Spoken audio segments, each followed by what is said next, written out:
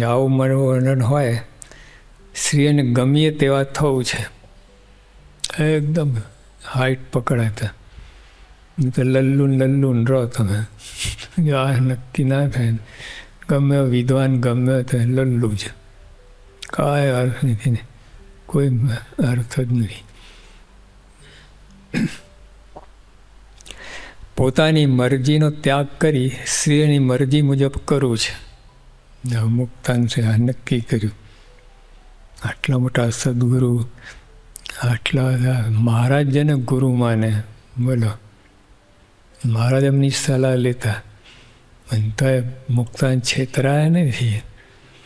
એનું જાણે ભગવાનની દયા છે, હું એવો લાયક, મારામાં એ લાયકાત નથી, ભલે મારી સલાહ લે, પણ ભગવાન જો તેટલા નક્કી કરી શક્યા.